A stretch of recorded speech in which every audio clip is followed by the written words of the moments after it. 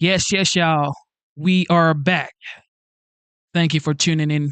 God bless you. It is currently 6:20 p.m. and today's date is still the 23rd of January 2025.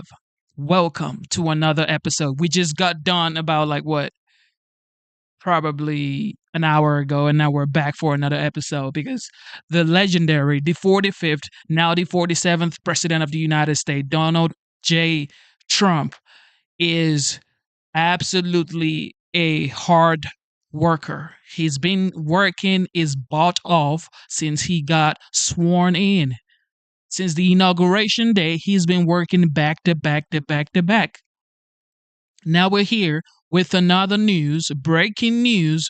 Trump signs multiple new executive orders. And guess what? He just signed to declassify the JFK files. Isn't this just what we bargained for? People voted for this guy based on these things, and he's already fulfilling his promise. On day 3, this is night 3, and he already has all of this done. If I could vote again, I would vote for Donald Trump. Very important in just about every case. And it will go through the first one, please. Do you want to? Yeah, Mr. President, this is an executive order on crypto. We're going to be. Oh, sorry, we're doing AI first. Sorry, Mr. President, this is an executive order on AI.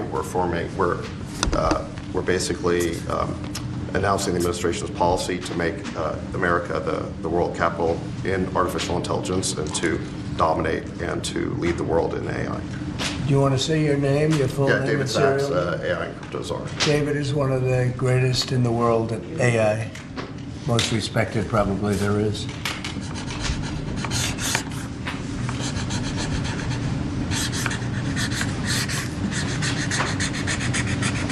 So that should take us to the forefront, right? Absolutely. We got to win.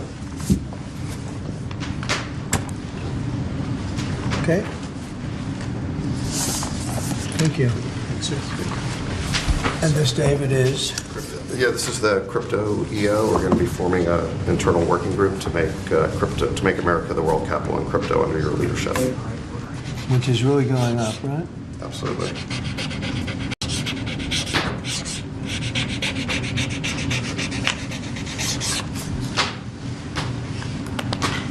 All right, David, that's for you. Thanks, sir.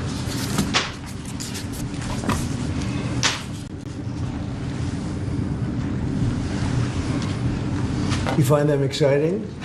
They might not be exciting, but they're going to make a lot of money for the country. Thank you, sir. And so is David. You have to check him out. There's nobody like this guy. They said, how did you get David Sachs? How did you do that? And he's doing it for the country more than anything else. So we appreciate it, David. Thank you very much. This is an executive order establishing a presidential commission, an advisory commission on science and technology. Good.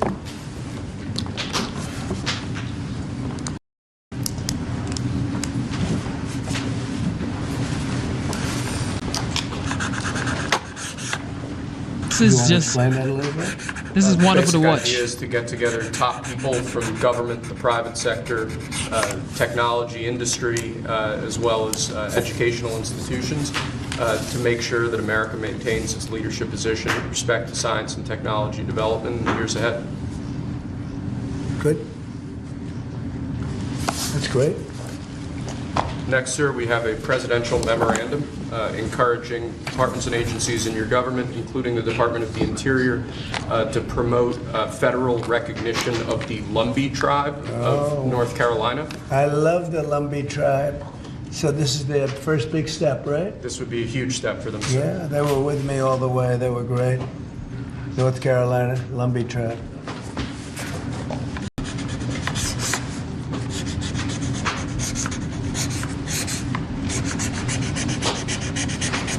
Okay, well, you'll send them a copy of that? Too? Yes, sir. They were great. Okay? And if you'd like, I could get them that pen, sir, as well. Yeah, let's do that.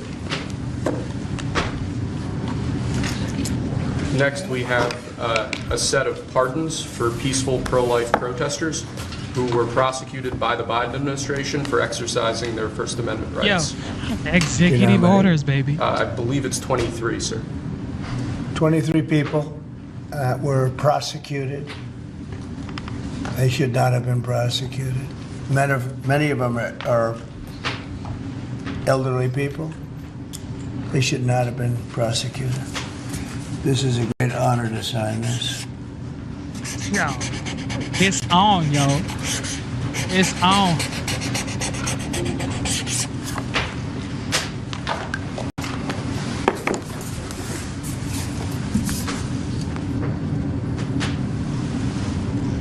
They'll be very happy.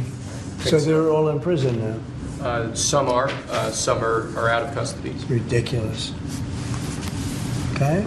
Lastly, sir, we have an executive order ordering the declassification of files.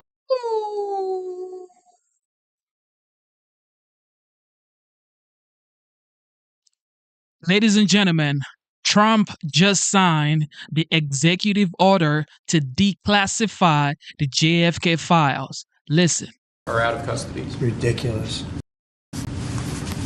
Okay?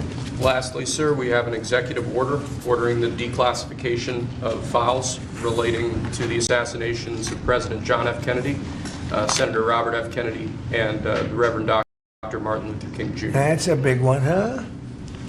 A lot of people are waiting for this for years, for decades.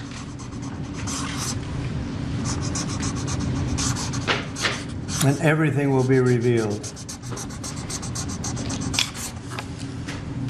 Okay? Give that to RFK Jr. Yes, sir. Okay?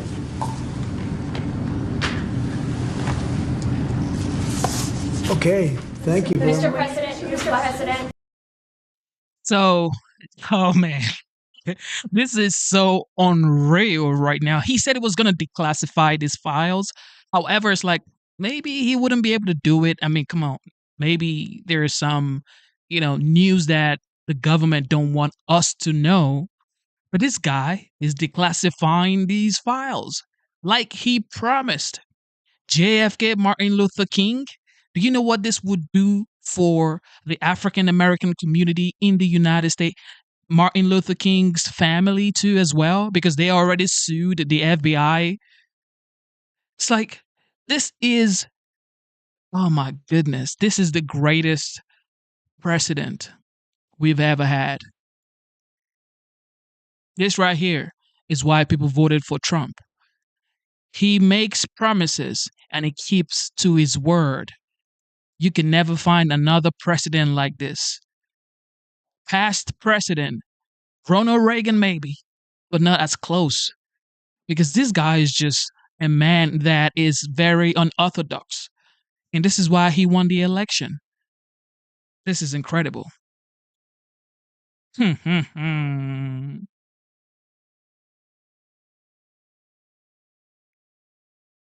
President, a U.S. judge temporarily blocks the birthright citizenship order. Do you have any reaction? No, obviously we'll appeal it. They put it before a certain judge in Seattle, I guess, right? And there's no surprises with that judge. Mr. President, Senators Collins and Murkowski have now said they will vote against Pete Hegseth. Are you worried about his confirmation and your reaction? No. And no surprises there. It's too bad. It's the way it is. Too bad. And when would you adjourn Congress to make recess appointments, Mr. President? Well, I'd take a look at that. I'd listen to John Thune. He's doing a fantastic job. We're moving along. The Democrats are trying to delay government, as they always do. They can't help themselves. Even John Ratcliffe, who's very, very strong, very popular, and liked by the Democrats. I guess he gets a lot of Democrat votes. That's taking a long time, and it shouldn't be taking a long time. They're maxing everything out so they can delay everything as much as possible. Does Senator Thune support an effort to use recess appointments if you choose to do that? I'd be willing to use recess appointments. It's up to John. We'll see. And John Thune's a great guy, great senator, knows his stuff inside out and backwards, but I would use recess appointments if he wants to do that. absolutely. Mr. The Democrats are just delaying. They always delay. President, you spoke with the Saudi Crown Prince yesterday. Who? The Saudi Crown Prince. Yes. How was the call? Great. And they said $600 billion they can invest. 600. I'll ask them for $1 trillion. You said you're going to ask for $1 trillion. Will Saudi Arabia be the first foreign country you will visit since they invest in that much? Well, if they do that, I would, yeah. I would be glad to do that. I did it, as you know, 4 years ago. We did $450 billion, meaning the money all goes to American companies, and they purchase jets and they purchase computers and everything else. And we did $450 billion, and I guess we're at 650. And I'll see if I can talk him into I don't it. think it is again. You showed great confidence in Steve Witkoff. Why you said that you doubt that the ceasefire in Gaza will hold, since you appraised his Well, no, I think he's efforts? great, but it's a very tricky place. It's very tricky. We'll see. And if something does happen, they will not be happy. Sir, follow up on that one. In terms of Steve Witkoff, are you going to put him in charge of Iran's strategy, and do you want him talking directly with the Iranians? No, but he's certainly somebody I would use. He's done a fantastic job. He's a great negotiator. He's a very good person, a very popular person. Gets along with people. I have great negotiators. They have no personality whatsoever, and then I have some that do. Steve has a wonderful way about him, and people like him, and even in this case, both sides like him. And he was able to make a deal. That deal would have never been made without Steve. The Biden people couldn't make the deal. They were working on it for a year and a half. They couldn't make a deal. We got it done prior to the inauguration. We said it has to be before the inauguration.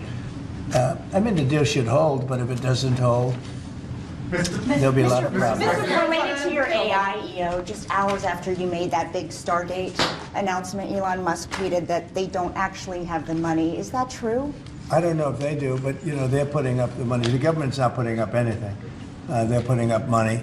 They're very rich people, so I hope they do. And I mean, Elon doesn't like one of those people, so you're allowed Are to. you worried that AI is going to replace many American jobs? Does No, that worry you? no. It's going to create tremendous numbers of jobs. It's going to also create a lot of benefits medically for cancer research and other things. It's going to have a huge positive impact. And, we want to be ahead of China. We're right now way ahead of China.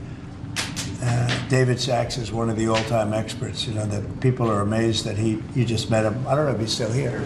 There he is. But one of the most respected people in that world. It's a whole different world. And we're ahead of China now because of what I'm doing. And I think it's going to be very successful. Please, you just asked the Davos Forum again that NATO countries should spend 5% of GDP on defense. Yeah. The United States don't spend 5%. Well, Do you think I it don't should also think so. apply to the United States? We're protecting them, They're not protecting us, we're protecting them.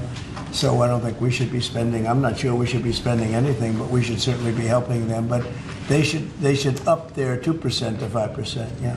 Mr. President, you said earlier during your speech at Davos. The press, this is the happiest moment for the press because now they have a lot to talk about. They can ask questions, and they have a commander-in-chief who would actually answer these questions. It's like, where has this man been for the past 4 years? Biden could never. That you would like to see interest rates come down. How Yeah. much would you like to see them come down? A And lot. will you talk I'd with like to see Powell? them come down a lot, and oil prices will come down. And when oil prices come down, everything's going to be cheaper for the American people and actually for the world, but for the American people. So I'd like to see oil prices come down. And when the energy comes down, that's going to knock out a lot of the inflation. That's going to automatically bring the interest rates down. Are you worried that You said that you would Are demand. you worried that there's too much going on at once if you're trying to bring interest rates down, get the economy back going? It just works that way. I mean, it just economically works that way. When the oil comes down, it'll bring down prices. Then you won't have inflation, and then the interest rates will come down. You said that you would demand that the interest rates come down. Well, I would. Do you expect I the would put Fed- in a strong statement. Do you expect the Fed to listen to you? Yeah. Are you going to talk to Powell about this? And bringing the rates down? At the right time, I would. Sir, do you think any of the people you pardoned that were participated in the January 6, 2021 attack, do you plan to meet with any of them or meet with them at the White House? I don't know. I'm sure that they probably would like to. I did them something important, but what they did is they were protesting a crooked election. I mean, people understand that also. And they were treated very badly. Nobody's been treated like that. So I'd be open to it, certainly. I don't know of anything like that, but I think they're going to meet, in some of the congressmen, women, want to meet. But I'd certainly be open to it. Have you spoken to them since you issued the pardons? I haven't spoken to any of them yet, but I know they're very happy. Mr. President, I gave them their life back. Their life was taken away from them unnecessarily and unfairly. I gave them their life back, so I can imagine they probably would like to. Mr. President, what did you mean when you said that Biden took bad advice and not pardoning himself yesterday? Well, he did. I think he did, because he pardoned all these people that are crooked as hell. Look, the congressmen, they're crooked. What they did is they destroyed evidence. When you destroy evidence, especially criminally like that, they did it criminally. And the reason they destroyed the evidence is because it proved that I was right. They didn't destroy evidence for no reason. They destroyed it because they found many documents saying that I offered 10,000 soldiers. If they had 500 soldiers or National Guard, there would have been no problem. If they had 200, that would have been. I offered 10,000 if they needed them. There would have been no problem. That's been now totally disproven. And it's also been disproven by Nancy Pelosi's daughter, who has her on tape saying it was her fault, that she has full responsibility for this. And they have all that stuff. They destroyed everything. And they go through a year and a half, 2 years of nonsense. They come up with tremendous evidence, and they destroyed evidence. And Schiff knew about it. That's why he's on there. He knew all about the destruction of evidence. A lot of people said he's the one that got him to do it. And he's a crooked guy, totally crooked politician. And so he's pardoned, and some other people are pardoned. And these are crooked politicians, every one of them. Benny Johnson, what he did is incredible. I mean, he was the leader of the committee, and he did it. Cheney, crying Adam Kinzinger, all of them. They destroyed evidence and deleted everything. There's nothing. There's no evidence now. They're crooked politicians, and they should be punished. That's even in a civil trial, you go to jail for a thing like that. They destroyed every document, from what I understand, every document, because it proved that I was totally innocent. Do you plan to send up to 10,000 troops to the southern border, sir? Yeah. Oh, southern border? Yeah. Yes, When the you border. say southern border, when I said 10,000 troops, I was referring to the capital. Oh, I see. And No, when you does got it that? wrong. When I do you was plan? referring to the When do you capital. plan to I do offered that? 10,000 troops for the capital before January 6th. And as for the 1,500 at the southern border, sir, to clarify, what exactly do you want them to be doing right now? Making sure that the border is safe and secure, and that criminals don't come into our country. Mr. President, do you think that sanctions on Russia will force President Putin to negotiate? I don't know, but I think he should make a deal. Mr. Sir, President, does it bother you that Elon Musk criticized a deal that you made publicly, that he said that he tweeted that? No, it doesn't. He hates one of the people in the deals. Have you spoken to him since then? No, I've spoken to Elon, but I've about spoken that. to all of them, actually. No, the people in the deal are very, very smart people. But Elon, one of the people he happens to hate, but I have certain hatreds of people, too. Sir, Sir, Mr. on President. China, what do you think Xi Jinping This can is do on this the man is a Ukraine-Russia legend. war? Which one? The Ukraine-Russia war. What can Xi Jinping do about it? You could never do a gotcha moment with this man this second term. He's so cool, calm, collected. It's like, well, Elon criticized your Stargate AI deal. It's like, no, I mean, come on. Sam Altman, he's talking about Sam Altman right here, because Sam Altman is, the CEO for OpenAI. And in case some people do not know, Elon Musk was one of the first people to invest $100 million into OpenAI. Then Sam Altman is filing for OpenAI to be, closed and to be for profit. It's supposed to be a non-profit organization. This is why Elon invested $100 million into it. But now it's like, Sam Altman is saying, you know what, we got to make money, we got to make profit. And Elon is like, well, if you're going to make money from it, why did I, invest $100 million to start the company in the first place? And Elon actually named OpenAI. Okay, so this is why Elon doesn't like Sam Altman. And, this is giant tech moguls talking right here. And, of course, Trump is a businessman. He's been a businessman since for 40 years now. So he knows what is going on right here. China? Yeah. They have a lot of power over Russia. They supply energy to Russia. And Russia supplies energy to them. They supply other things to, it's really a very big trade. It's a very big trading partner. But Russia supplies a lot of energy to China. China pays them a lot of money for that. And I think they have a lot of power over Russia. So I think Russia should want to make a deal. Maybe they want to make a deal. I think from what I hear, Putin would like to see me, and we'll meet as soon as we can. I'd meet immediately. Every day we don't meet, soldiers are being killed in a battlefield. And that battlefield is like no battlefield since World War II. You said that Ukraine wants and I have pictures that you don't want to see. Soldiers are being killed on a daily basis at numbers that we haven't seen in decades. And it'd be nice to end that war. It's a ridiculous war. You said that Ukraine's ready to make a deal. Did President Zelensky tell you that personally? Yeah, sure. He's ready to negotiate a deal. He'd like to stop. He's somebody that lost a lot of soldiers, and so did Russia. Lost a lot. Russia lost more soldiers. They lost 800,000 soldiers. Would you say that's a lot? I'd say it's a lot. Mr. President, you said that you wanted to make Dr. King's dream a reality. What's your response to his children and civil rights leaders who say that your DEI orders are a contradiction of his dream and could further drive racial disparities? Well, I haven't heard that. Mr. President, you put the Houthis back on the terror list. How do you see the war in Yemen end? Well, we'll see what happens, but they can't shoot down our ships, the Houthis. Yes. They're not. You can't shoot down our ships or any ships, and that's what they've been doing. So they're on the terror list.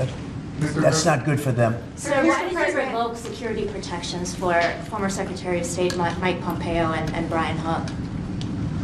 Well, the same reason I do. When you have protection, you can't have it for the rest of your life. Do you want to have a large detail of people guarding people for the rest of their lives? I mean, there's risks to everything. So would you support striking Iran's nuclear facilities? Say it. Would you support Israel, for example, striking Iran's nuclear facilities? Well, I'm or not do you going to believe answer in that. diplomacy? Obviously, I'm not going to answer that question. We'll have to see. I'm going to be meeting with various people over the next couple of days, and we'll see. But hopefully that can be worked out without having to worry about it. It would be nice. It would really be nice if that could be worked out without having to go that further step. And who are you going to meet with? Well, I'd rather not say that, but very high-level people. But hopefully that can be worked out. Look, Iran hopefully will make a deal, and if they don't make a deal, I guess that's okay too. And Mr. President, just to follow up, you said you think the Fed should listen to you. Can you elaborate on why you think it should? With regard to interest rates? Correct, yes. Because I think I know interest rates much better than they do.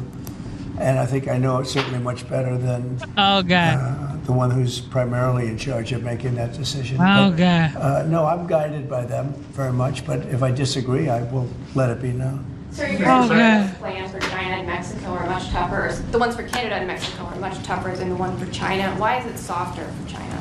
Well, China's already paying a lot of tariffs because of me. And when you add them up, I would say, they're paying a lot. They paid hundreds of billions of dollars. They never paid 10 cents until I came along. When I came along, they've paid hundreds of billions of dollars. Never paid anything.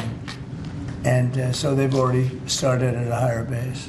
Is February 1st the date for Chinese tariffs as well, sir? February 1, or was that just Mexico and Canada? It's Mexico and Canada, but we're talking about China too. Look, China's sending us tremendous amounts of bad drugs, fentanyl, really bad stuff. Most of it comes through Mexico. And we're losing I think 300,000 lives a year because of that. People say 150, 100, 120.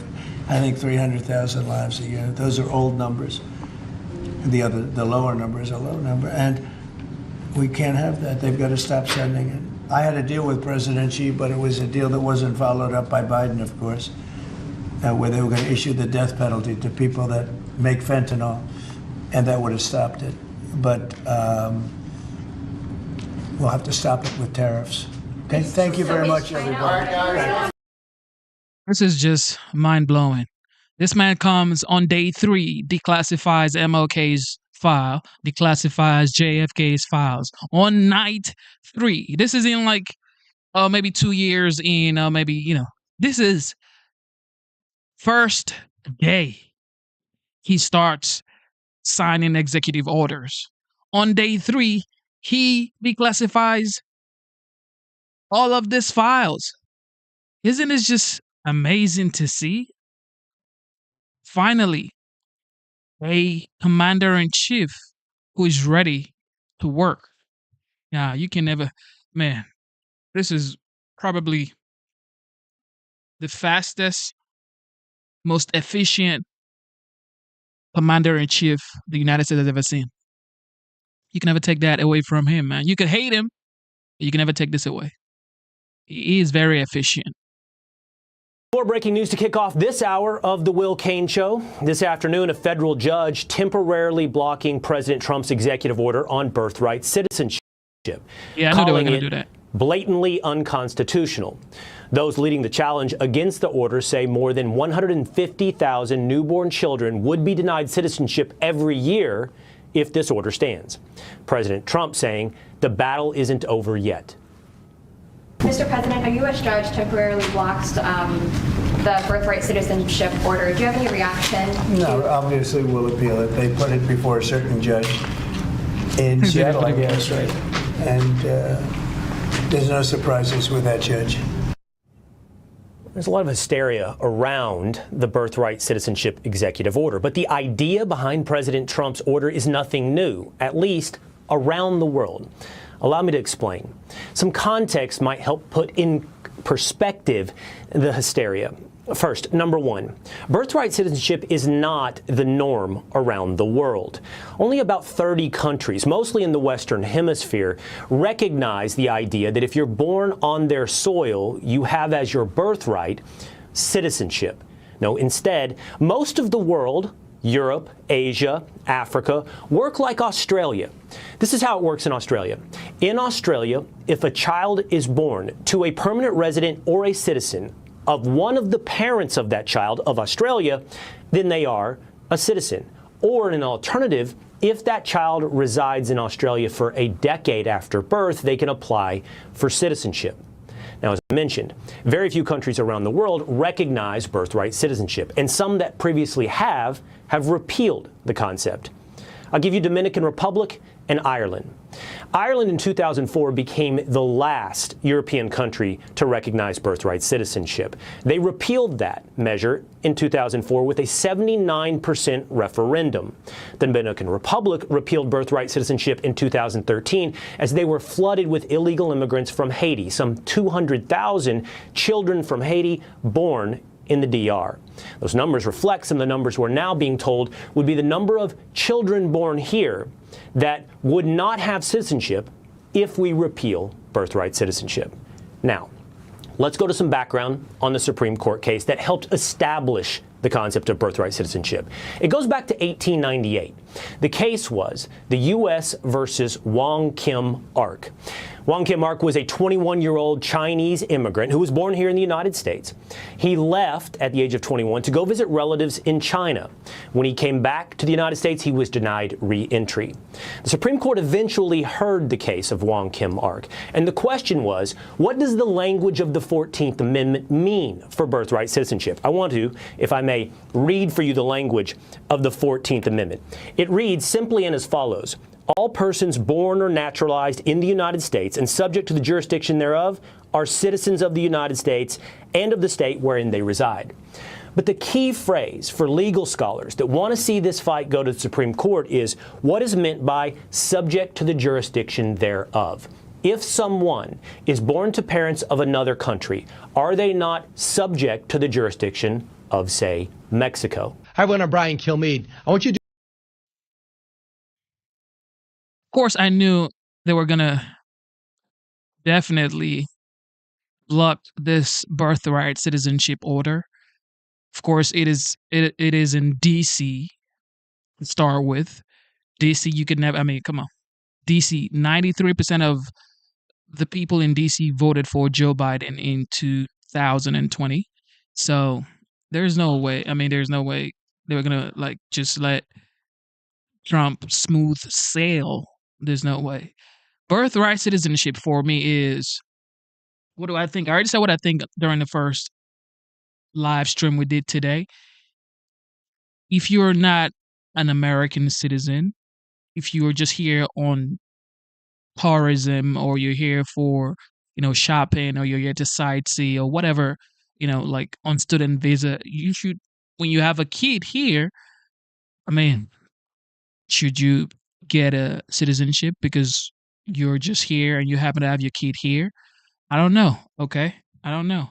So with him saying you have to be a citizen, well, when I had my daughter, my wife, obviously she's from the United States. Her mom, like all her generation is from the United States. So when we had our daughter automatically became a United States citizen. I wasn't a United States citizen. I had my green card. So automatically, with my green card, even if I was married to someone who wasn't a United States citizen, because I had my green card, my daughter was automatically going to be a United States citizen. But I had my green card. My wife is from the United States. She's a citizen, was born here. So with my daughter, obviously she just became a United States citizen. But I mean, it's sort of kind of like tricky because of the 14th Amendment. So I'm not going to go back and forth with anybody, because people are going to say, well, if you're changing the 14th Amendment, it's like, well, you could change every other amendment, so it's kind of tricky. All right. It's like a thin line to walk on. Do I support Trump? 100%. Just saw Donald Trump take virtual center stage at the World Economic Forum in Davos, Switzerland. It was his first major speech to global business and political leaders since taking office just a few days ago. It really was the first time as 47th president he addressed the number one issue for most Americans, the economy, beyond the top line promises we saw on day one of his presidency, including the inauguration.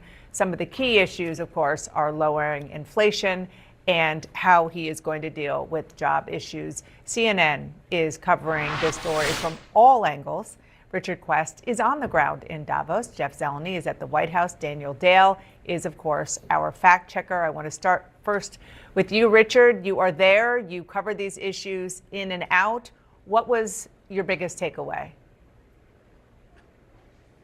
Well, first of all, good luck, Daniel, as you try and fact check that lot.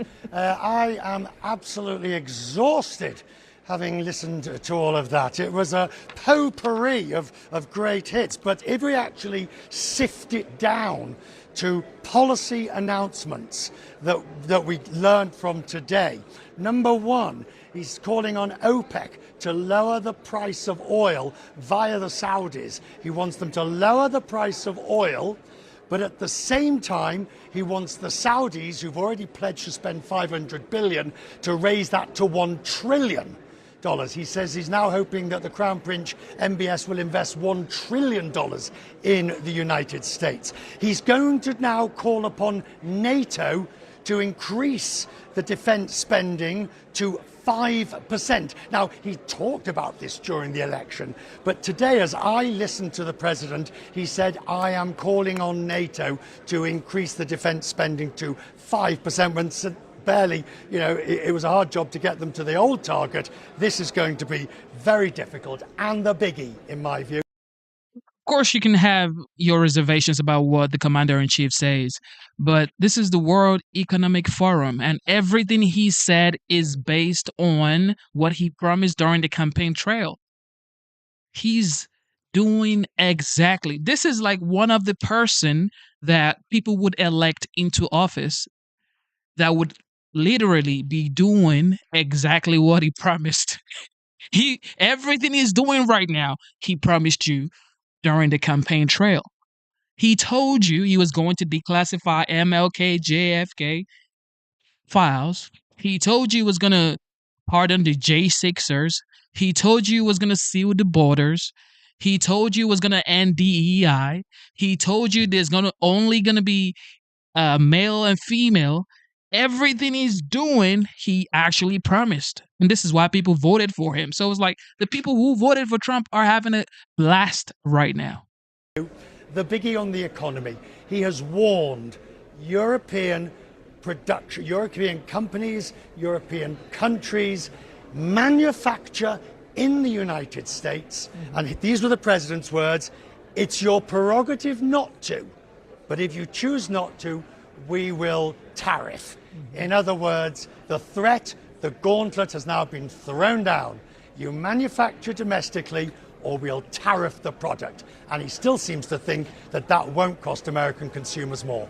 Jeff, I want to play for our viewers a little bit of what the president said about what he considers his message for the audience. My message to every business in the world is very simple. Come make your product in America, and we will give you among the lowest taxes of any nation on earth. We're bringing them down very substantially, even from the original Trump tax cuts. But if you don't make your product in America, which is your prerogative, then very simply you will have to pay a tariff. Isn't this what you want? Isn't this what you want from a commander-in-chief who actually commands respect? He talks like a commander-in-chief should talk, with so much composure. He's telling the world, come do business here in the United States. We will give you the best tax cuts. Come build your companies here in this great land of the United States. Come here and do business here.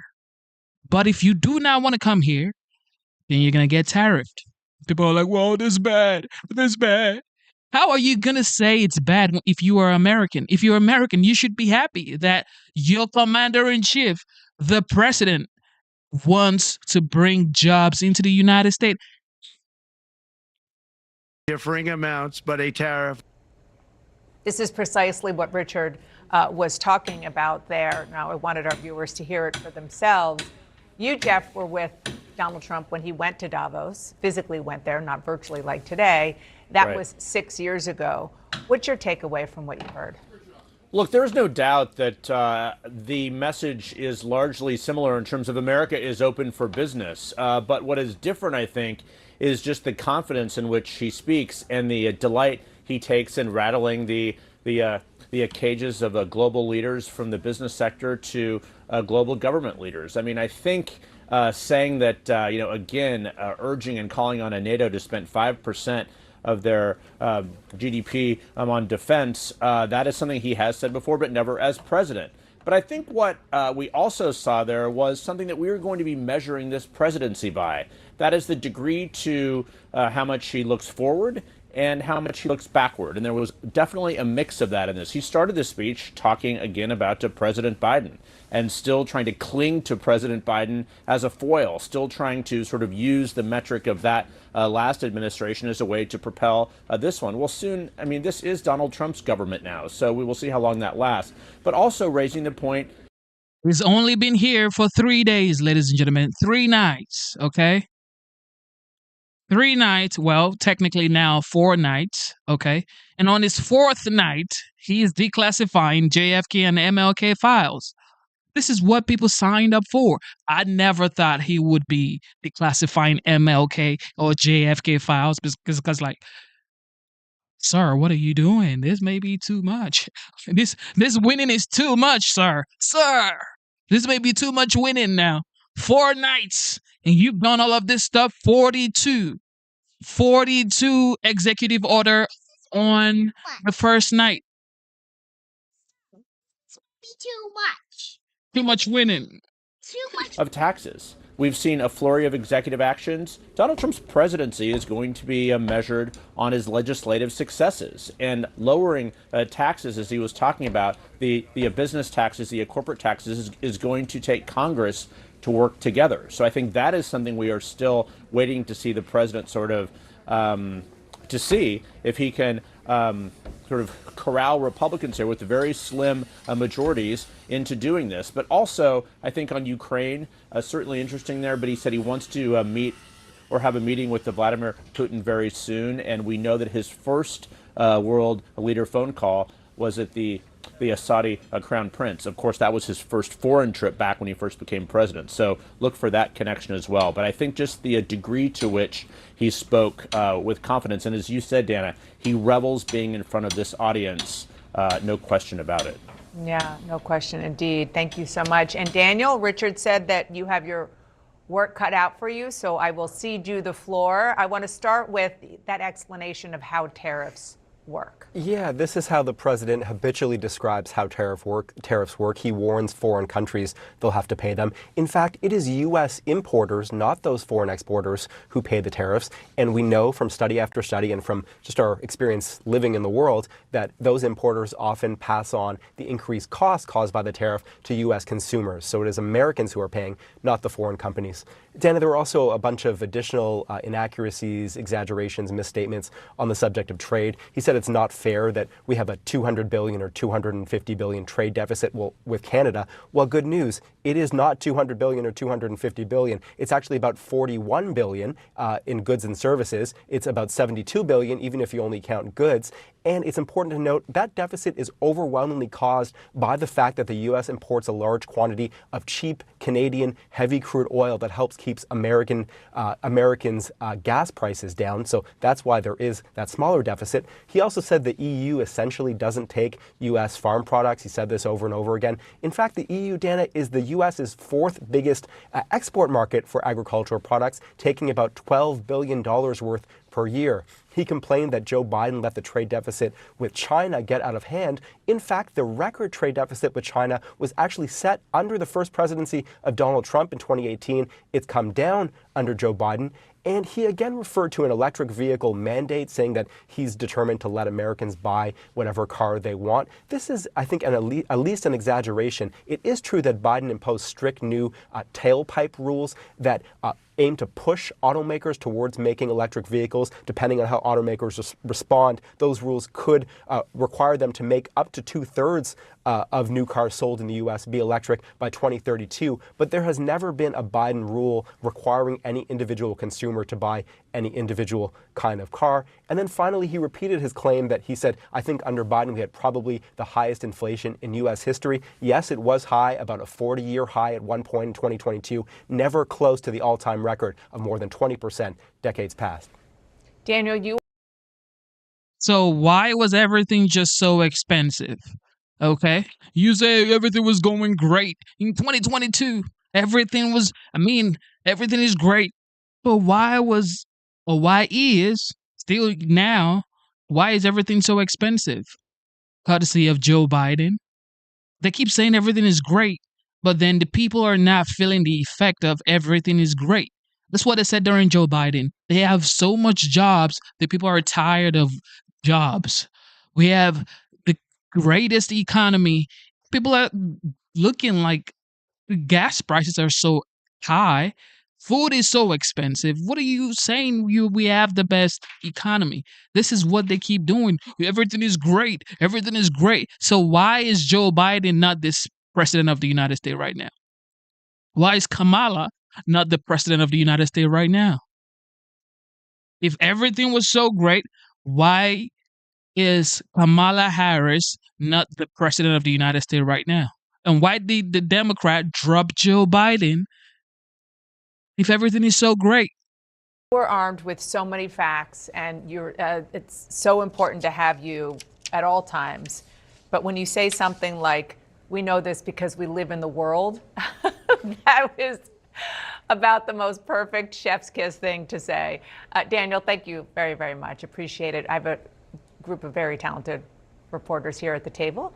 Estelle Herndon with the New York Times, CNN's Phil Mattingly, and CNN's Priscilla Alvarez. Phil Mattingly, your takeaways? I think the things that really stood out to me were, look, top line, we know what the president wants to do. He's telegraphed it not just his first term, but also throughout the time on his campaign trail. If we've learned anything over the course of the first 72 hours, Priscilla knows this better than anyone, being our immigration expert, he's doing what he said he was going to do. So when it comes to economics, when it comes to kind of how he wants the U.S. to be on the global stage when it comes to economics, he's telling big businesses in foreign countries, you put your companies here, I'll give you the lowest tax rate I can possibly negotiate with Republicans and Democrats on Capitol Hill. If you don't, that's totally up to you, but you're going to get tariffs, and you're going to get tariffs across everything. And if you want to know how jittery, uncertain, and tea leaf reading the markets are right now, I had a trader for a fund, a lot of money, fund manager for a lot of money, who texted me during that speech, and he was keyed on when Trump said that, in the prerogative to do business wherever you want, but you're going to get tariffs, he said differing amounts, in just 2 words in the middle of the types of tariffs that he would impose.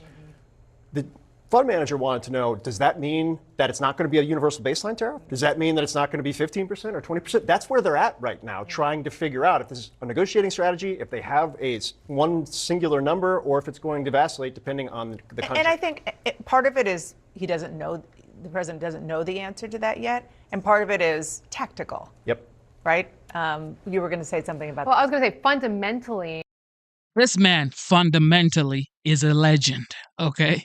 This man has been a businessman for more than 40 years. He's been making deals. He's failed. He's won. Most importantly, he's never given up. He's never quit. And now he is the 47th president of the United States. Everything he says he was going to do during the campaign trail, on the 4th night, he is already getting it done. So do I trust a man like that to get us to the finish line in less than 4 years? Absolutely. Abso-freaking-lutely. Okay? You can hate on this guy and say he doesn't know what he's doing. The tariffs is going to make everything so high. Everything is already so expensive. Duh. It is that he views geopolitics in a very transactional way. That's what this really was, as he was talking about investments and what happens if you don't invest. And that in and of itself, I think, is how he is approaching this term. Of course, how that unfolds and what the details are important, but it gives us that clear view now that he's off the campaign trail and installed as president as to how he's going to have and navigate these relationships. Man, they keep saying a bunch of stuff that nobody cares about. President Trump addressing the World Economic Forum today in Davos at 11 a.m. Eastern. He will speak by video conference, followed by a short discussion featuring questions from Bank of America CEO Brian Moynihan and Santander CEO Anna Botín, among others. Trump joining Sean Hannity last night on Fox for his first sit-down interview since Inauguration Day in the Oval Office. He discussed reconciliation and the importance of extending those tax cuts. Watch. I like the concept of the one bill. It could be something else. It could be a smaller bill and a big bill. Right. But as long as we get to the right answer, I will say that Los Angeles has changed everything, because a lot of money is going to be necessary for Los Angeles. You know, if they don't work with us on the Trump tax cuts extending, that would mean the taxes would go up more than any tax hike in the history of our country. But they'll fight us on that. They fight us on things. It's incredible. Here, I ran into. They don't use common sense. In my opinion, the Democrats don't use common sense. Joining me now is the co-founder and co-chairman of the Carlyle. The fact is, Trump is so cool and is so hardworking that everybody's just in awe of what he's been able to accomplish in 4 nights. And I don't know if you guys know, but Ron DeSantis is doing a very great job as of now. And well, he's been doing a great job forever in Florida. Now he's moving swiftly and is supporting every move Trump is making. He's the first person. Florida is the first state to say Gulf of America on a state document. Okay, they're now saying the Gulf of America. Now Florida is saying they're welcoming ICE to come do their job in Florida. So he's positioning himself to run for the 48th president of the United States. Facts. President Trump announced yesterday a $500 billion investment in AI. Then last night, Elon Musk publicly criticized it, saying that they didn't have the money. What's that all about? So when I covered Trump in his first administration, there was this huge announcement around Foxconn. They were going to build this electrics factory in Wisconsin. It's this Taiwanese maker.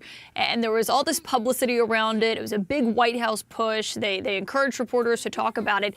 And then it never ended up materializing, certainly not in the way that it was touted. It did not create anywhere near as many jobs as they said initially. And so when this came out yesterday and Trump was in the Roosevelt Room making this announcement, I reminded people that this did happen before. And with these announcements, you kind of have to wait and see what happens before you go too far. Now, on this one, we don't know. This is a data center that they're creating, hoping to kind of expand infrastructure in the United States when it comes to artificial intelligence, because people like Sam Altman, who was standing next to Trump in the room yesterday, have warned we're way behind China when it comes to the AI race.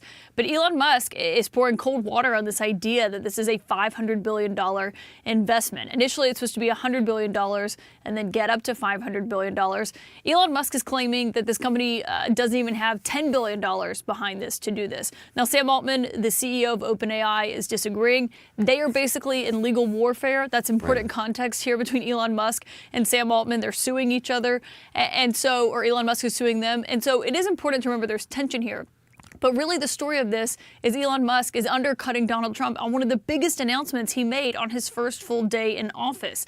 And it raises that question we've been talking about, which is, what does this look like when someone who is not afraid to have voiced his opinion, neither of them are, when those conflict, and what this ultimately looks like. But the White House is saying that people should take Trump's word for it, not Elon's. Yeah, I mean, Elon Musk's criticism was that this consortium doesn't have the money.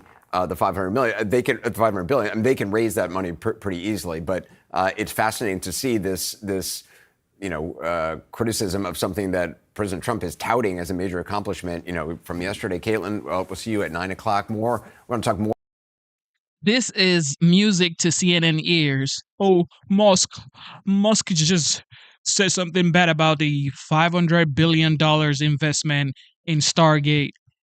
Trump doesn't like Sam Altman, and a lot of people say, Elon doesn't like Sam Altman, and you know why? He invested $100 million into OpenAI, and of course, Sam Altman is the CEO of OpenAI, and Sam Altman is now filing for OpenAI to be a for-profit company. Initially, it was supposed to be a non-profit. Okay, now it's going to be for profit. And Elon Musk is, if I invested $100 million and also named the company OpenAI, why would you want to make it a for profit company?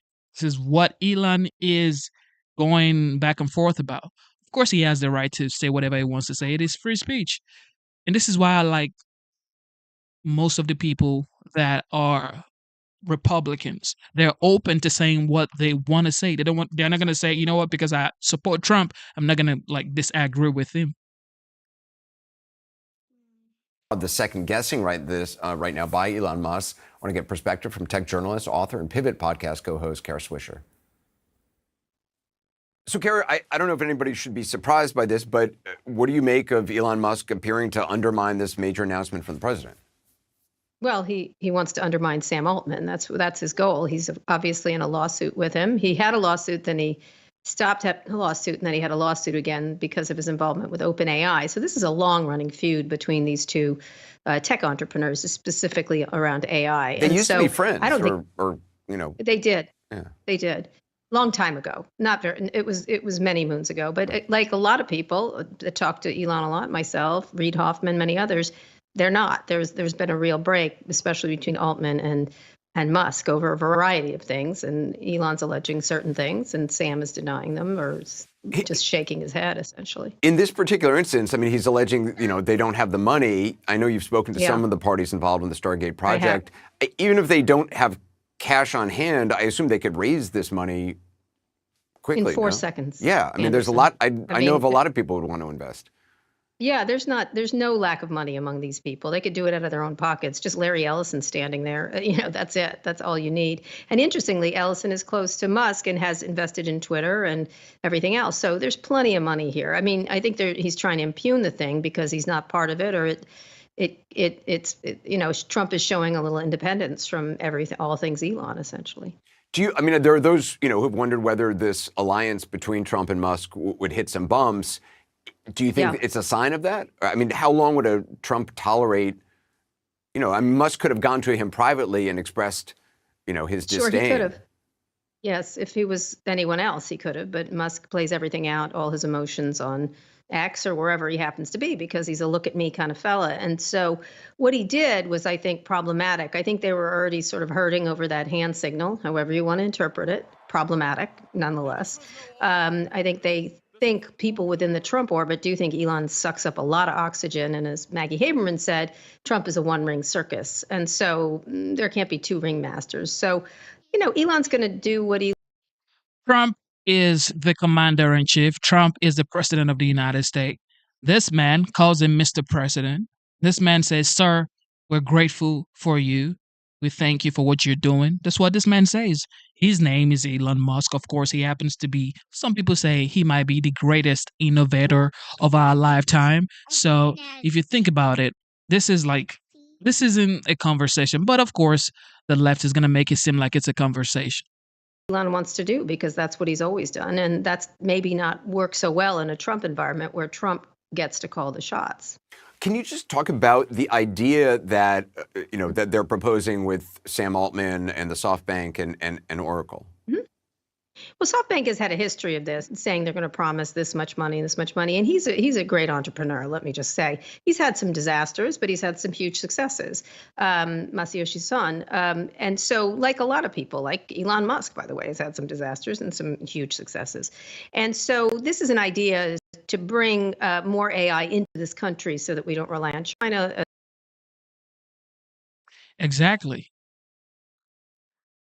Elon Musk has had his own ups and downs. He's failed. He's currently still failing in a lot of stuff. Okay. His rocket just blew up. I'm sure you guys heard the news. His rocket just blew up because this is what great entrepreneurs do. They fail massively and they come back and they never quit and they keep going. This is what life is. If you don't fail, if you're not willing to fail multiple times, how are you going to be successful? You're scared to fail. You're scared to try. You're scared to look bad. You're ashamed of starting small. Like these guys, they've started, now they're here, and they're still failing, and they keep going. So it's like they failed, they kept going. They're still failing, and they keep going. So it's like people would have something to say regardless. As we do when we make phones or things like that. Let me add, the Biden administration had a chance, from what I understand, from several of these companies involved to be part of this. And there was all kinds of back and forth. But Trump, of course, walks in having done no work and takes credit for everything, like he's going to do with the economy. Oh, my goodness. Haven't done anything. Where has she been? Did she just say Trump hasn't done anything? Where has she been? Oh, my goodness. And everything else. So in that way, he's quite canny to do so and affiliate himself with the future, especially around AI. If Musk had complete power within the Trump administration, could he not have inserted himself into this deal? I mean, is this a sign that he does not have? I mean, if Sam Altman is the person involved in this deal, not Elon Musk, Musk has his own company that he's started. Is that a sign that he doesn't have, the toehold where he's not as secure? Well, OpenAI. Of course he does not. He is a businessman who happens to support the legend, the OG, the 45th, now the 47th. He supports Trump. He supports Trump. He's campaigned for Trump in Pennsylvania. He is like the biggest Trump fan out of all these billionaires. He is like the huge Trump fan. He loves the Trump family. He's a big fan. He's not close to having major influence in the Trump administration. Now, is he going to play a big role? Of course. He's now being hired by the federal government. Well, he's already getting contract from the federal government before now, but on Department of Government Efficiency, he's now working with Trump to make sure that they cut off or they cut down excessive spending in the Trump administration. They're closing down agencies. Now they halted every federal hiring. I don't think Elon Musk is, my daughter said Musk. I don't think Elon Musk has the power they think he has when it comes to Trump's administration. Which Sam runs is the leader. Period. They just are the leader in everything with ChatGPT. So you would want to do a deal with them that's in this country. So I don't see why he's surprised by that. And in this case, someone close to not the OpenAI, but other people involved said that. Notice he wasn't in the Roosevelt room. He didn't wander in like he did with Jeff Bezos. He didn't wander into meetings, which he tends to do at Mar-a-Lago. The White House is a little different. You can't just wander into things. And specifically, those companies didn't want Elon near this thing. And Trump seemed to agree with it. What did you think of the hand gesture Elon Musk gave? How did you? There we go. I think it was a fascist salute. I think he knew what he was doing. I don't know. I don't live inside that head of his. So I think, everyone, he tried to describe as he's awkward. He was saying. It says, when he did that, he says, my heart goes to you. My heart. Listen, it's like people, I just don't get it. How did you? I think it was a fascist salute. I think he knew what he was doing. I don't know. I don't live inside that head of his. So I think, everyone, he tried to describe as he's awkward. My heart goes to you. My heart goes to you. My heart goes to you. It's like, okay. He was saying all kinds of things. As I said the other night, I think he's a troll above everything. And I think he probably knew what it would do because he likes to set people off. That would be my guess from having seen him do it up close. Let's see what happens when I do this. That's sort of his personality. And he likes to do that. He likes to poke bears. He likes to say all kinds of controversial things and watch everyone lose their minds. I think let me just say, this is a 53-year-old man. He really needs to do this kind of stuff. I don't understand it, but it took attention away from Donald Trump the very first day, no matter what. So he needs to be more careful in public if he's going to be a representative of the Trump administration. Exactly. But in this case, Elon is actually an asset, and Trump knows. Okay, Trump knows he's an asset, but Elon knows his place as well. He's not going to overextend himself because he doesn't want to get kicked out. All right, ICE is deported. He's live in Boston, where he went on an exclusive ride-along with ICE earlier today. Pretty incredible access you got there, Bill. And how are things unfolding? Well, John, ICE is incredibly surgical with these operations. They build intelligence on their targets for a week or two, learning when and where they're going to be somewhere. Then they go out and grab them. It's usually all over in less than a minute or so. And we got to see that firsthand. We embedded exclusively with ICE here in Boston yesterday. Take a look. Good morning, everyone. It's a frigid 5 degrees in the pre-dawn hours just outside of Boston, where this team of elite ICE officers is briefing on their targets for the day. We're going to be targeting some extremely violent offenders today. Within moments, the officers are on the move, with eyes on their first target. Looks like we got movement, target vehicle coming out. They quickly take him into custody. He's an MS-13 gang member wanted in El Salvador for aggravated murder. And he has an Interpol red notice out for his arrest. We are targeting very violent threats to our community. I'm not going back to Haiti. One of those threats is this illegal alien from Haiti. ICE says he's a gang member with 17 criminal convictions in recent years. Trump, you feel me? Little Biden forever, bro. Thank Obama for everything that he did for me, bro. ICE Boston quickly takes down its next targets, including this illegal alien from Brazil who has an Interpol red notice for armed robbery. This Salvadoran illegal alien charged locally with rape and released by a sanctuary jurisdiction. And this Dominican illegal alien charged with assault with a deadly weapon and heroin trafficking. Officers also arrested this Guatemalan MS-13 gang member facing gun charges. ICE says he was released from local custody just the day before. their detainer request was ignored because of sanctuary policies. And in a sign of shifting priorities with the new Trump administration, this man, who was in the same apartment as the target, was also arrested after ICE determined he's also in the U.S. illegally. This is what ICE calls collateral. So you guys got your main target just now, but you got somebody else. What just happened? So our main target was released by a sanctuary jurisdiction, not honoring a detainer. That person was released back into the community, and when we went to go find him, he's with somebody else who was previously removed from the United States. So he's going to go today too. And that is exactly what Border Czar Tom Homan has warned would happen. When we find the bad guy, he's probably with others that are in the United States illegally. They may not be a criminal priority, but we're not walking away from them. ICE Boston says they will continue to go into sanctuary jurisdictions and do their job. Today was a good day. Today we took several significant public safety threats out of our communities. Unfortunately, a lot were released by sanctuary policies, but we're here to tell the Commonwealth and the rest of the country that we're going to find them whether they're released or not. And guys, just a note on all the blurring in this story. We decided to hide the faces of the ICE officers because many of them work undercover. As for the targets they were going after, we blurred their faces if they have been charged with crimes but not convicted yet, only showing faces if somebody has been convicted of the crime. Do want to point out, during one of the arrests of the Dominican illegal alien, a woman in the neighborhood came out, went up to ICE and told officers, "Thank you for making that arrest." ICE officers responded and said, "You're welcome." So just goes to show, even in a sanctuary area like this, there are people out there who are thankful for ICE for the work they do in getting some.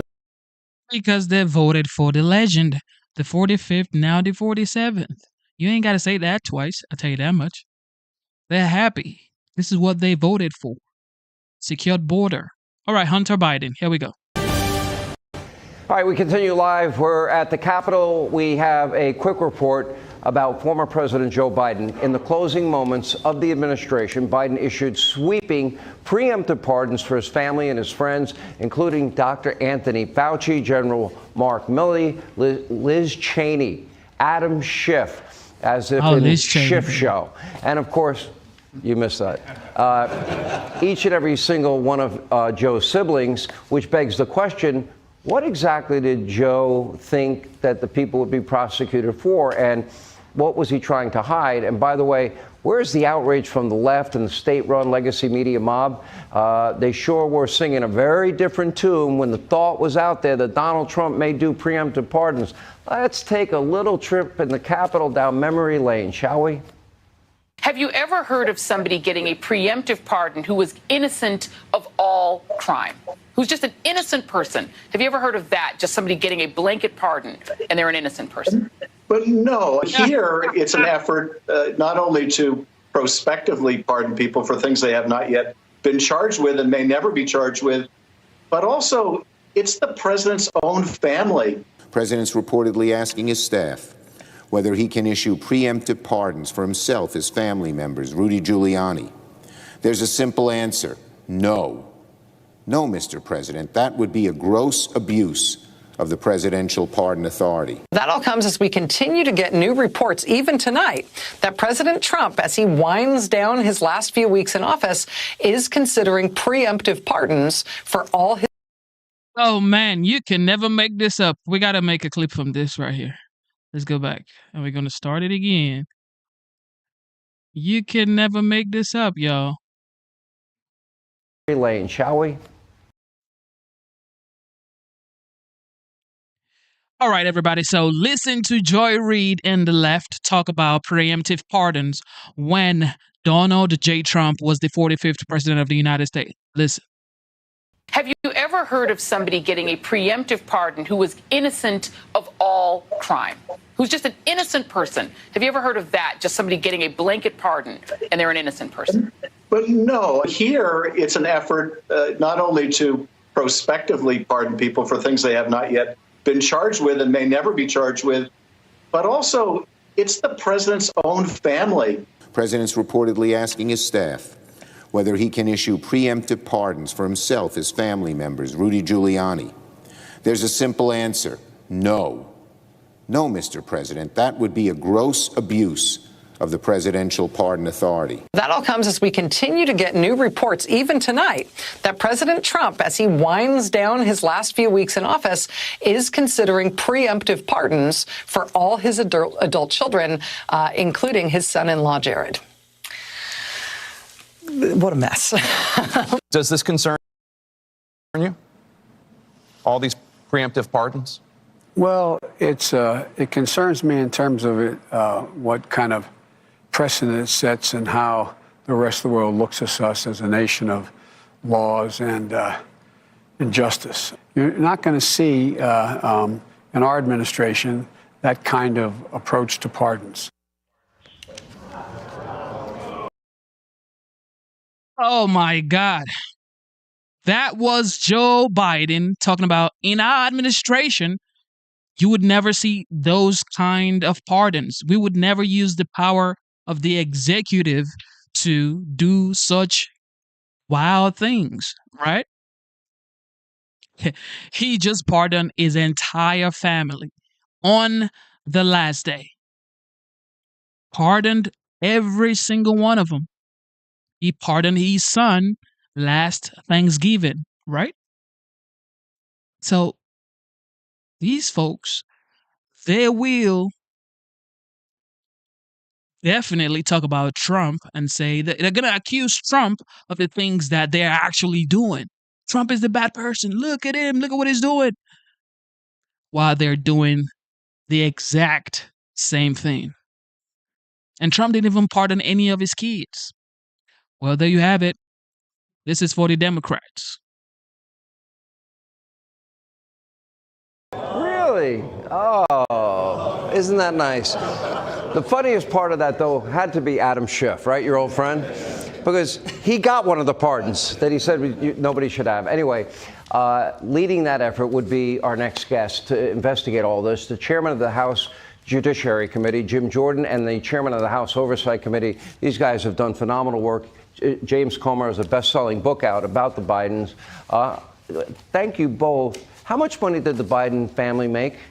The family took in $27 million from our adversaries around the world. They never could say, even when we brought them in for depositions and interviews, what they actually did to receive the money. Then we found, going through their bank records, that they had another $8 million in loans that they never paid back, never paid any interest on or anything. So that's $35 million. I want that loan. Can I have that loan? Yeah, right. Wouldn't we all? I think everybody here would like that.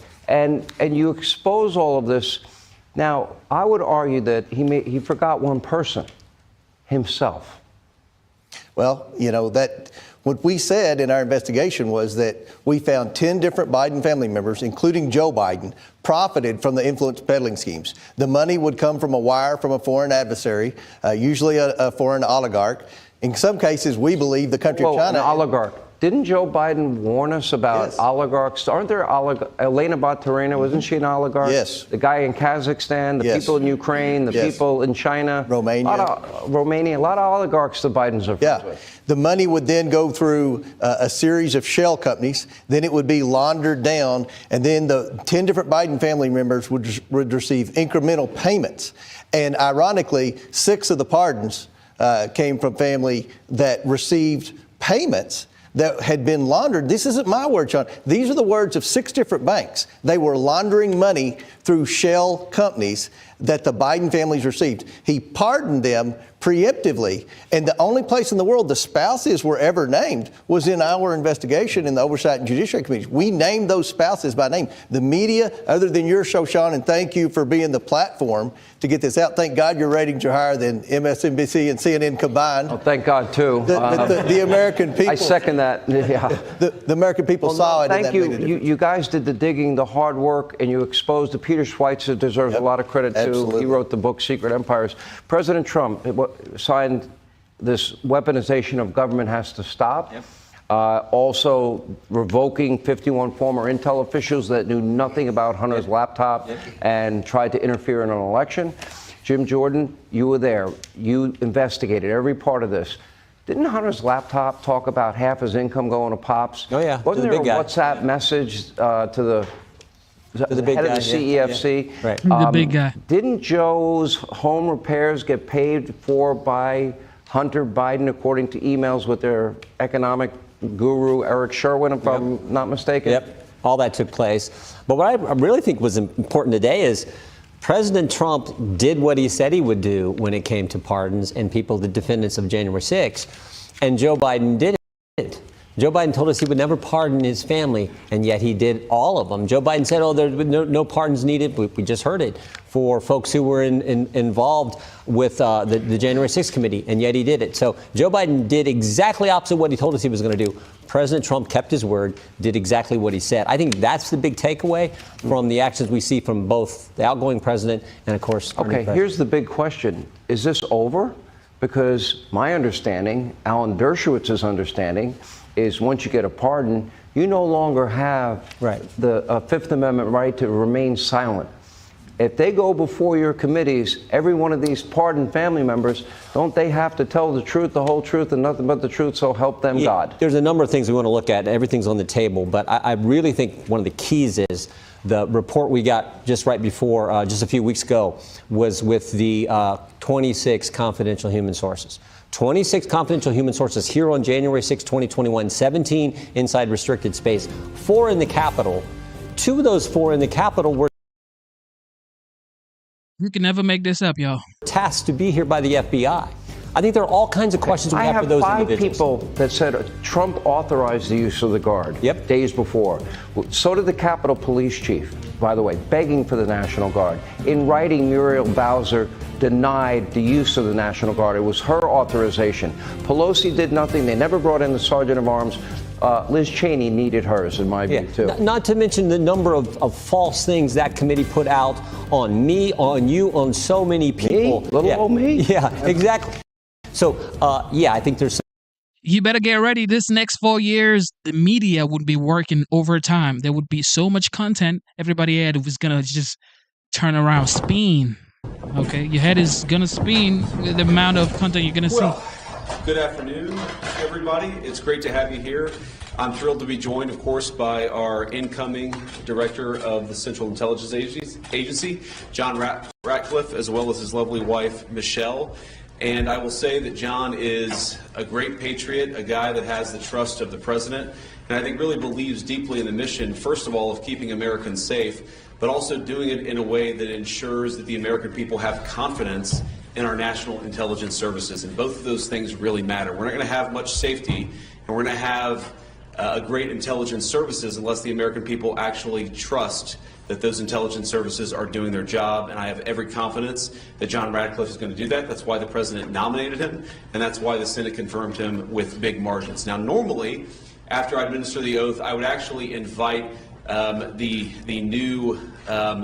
new guy to say a few words, but given that he's the leader of the CIA, anything that he told you, he would have to, well, you know how that goes. So John Ratcliffe is not going to give any remarks because every piece of knowledge in his brain is actually classified. So he's going to head straight to Langley and do his job that the American people need him to do. So John, are you ready? I'm ready. Okay, please place your hand on the Bible. Raise your right hand. I, John Ratcliffe. I, John Ratcliffe, Do solemnly swear. do solemnly swear That I will support and defend the Constitution of the United States. that I will support and defend the Constitution of the United States Against all enemies, foreign and domestic. against all enemies, foreign and domestic, That I will bear true faith and allegiance to the same.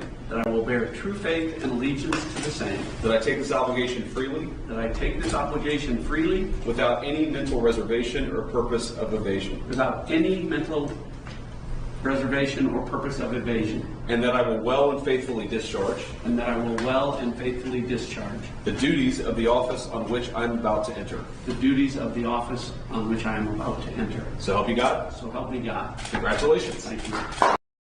All right, it is on, y'all. It is on. All right, this might probably be our last clip. You showed great confidence in Steve Witkoff. Why you said that you doubt that the ceasefire in Gaza will hold, since you appraised his Well, no, I think he's great, efforts? but it's a very tricky place. It's very tricky. We'll see. And if When Joe Biden was president, did you watch any of the Oval Office conversations like this? You could never. Joe Biden could never, ladies and gentlemen. You have a commander-in-chief who is open to the American people. is willing to talk, is willing to converse with the media, even though some of their questions are just mind blowing. It's like, what are you asking? But he answers the questions like a true gentleman. Why you said that you doubt that the ceasefire in Gaza will hold, since you appraised his Well, no, I think he's efforts? great, but it's a very tricky place. It's very tricky. We'll see. And if something does happen, they will not be happy. Sir, follow up on that one. In terms of Steve Witkoff, are you going to put him in charge of Iran's strategy, and do you want him talking directly with the Iranians? No, but he's certainly somebody I would use. He's done a fantastic job. He's a great negotiator. He's a very good person, a very popular person. Gets along with people. I have great negotiators. They have no personality whatsoever, and then I have some that do. Steve has a wonderful way about him, and people like him, and even in this case, both sides like him. And he was able to make a deal. That deal would have never been made without Steve. The Biden people couldn't make the deal. They were working on it for a year and a half. They couldn't make a deal. We got it done prior to the inauguration. We said it has to be before the inauguration. The deal should hold, but if it doesn't hold, there'll be a lot of problems. As you already know, this man already declassified RFK, JFK files. So tomorrow and next would be a very interesting day. This next 4 years is going to be heavy. All right? Heavy. You better get ready. I'm going to play that clip one more time, and then we should be done for tonight. Probably. I'm not sure. I might be back here. But here we go. So they're all in prison now? Some are out of custody. It's ridiculous. Okay. Lastly, sir, we have an executive order ordering the declassification of files relating to the assassinations of President John F. Kennedy, Senator Robert F. Kennedy, and the Reverend Dr. Martin Luther King Jr. That's a big one, huh? A lot of people are waiting for this for years, for decades.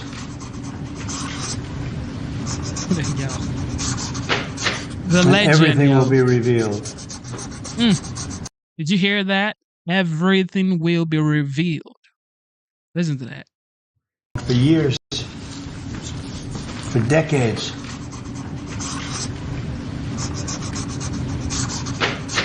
And everything will be revealed. Okay? JFK, MLK,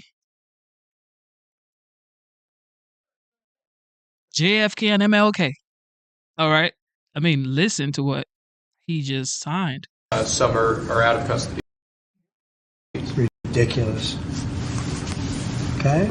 Lastly, sir, we have an executive order ordering the declassification of files relating to the assassinations of President John F. Kennedy, Senator Robert F. Kennedy, and the Reverend Dr. Martin Luther King Jr. That's a big one, huh? A lot of people are waiting for this for years, for decades.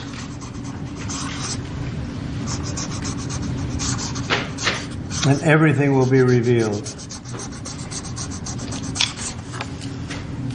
Okay?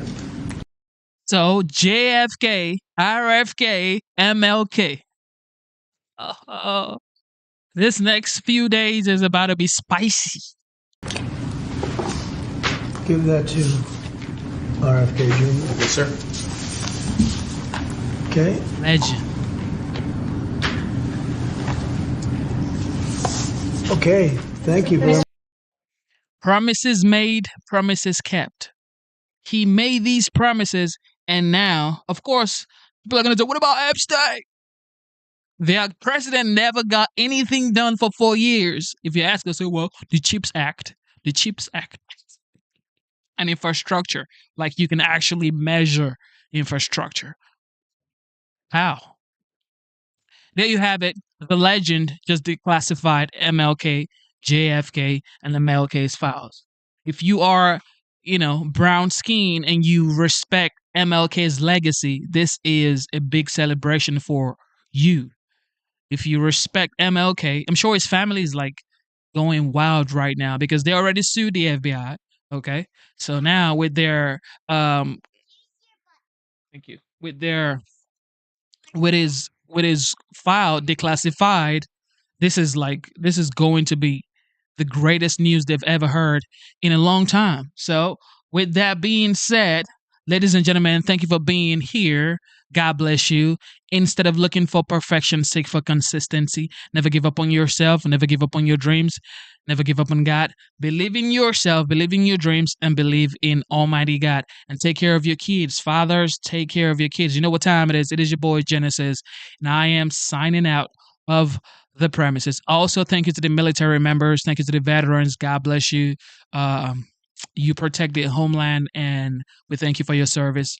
God bless you. God bless you. God bless you. Somebody says, "You're lost. Please find me. I'm lost." Maybe I am. Maybe not. Who knows? Who knows? Okay. I'm lost because I say take care of your kids. You better go take care of your kids, dog. You better take care of your kids, dog. All right. With that being said, y'all, I love you guys. God bless you. God bless you. God bless you. I may be back here, but don't forget to double tap your screen. Subscribe to the channel. Shout out to the moderators, Amanda Zyro's Garden. You know what time it is. All right. Amanda, I know you've been working doing stuff, but we rarely see you, Amanda. Please join us often, Amanda. Turn on your notification, Amanda. Okay? God bless you guys. Thank you, thank you, thank you, thank you, thank you. And have a wonderful night. I may be back here. Don't forget, I may be back here. I may be back here. And I also just uploaded 3 new videos on the video channel. So this is a live. Go watch the videos. We just dropped 3 new videos. So God bless you guys. Don't forget to subscribe. Don't forget to double tap and join the memberships. It is only $4.99. I love you guys. God bless you. I'm signing out one more time.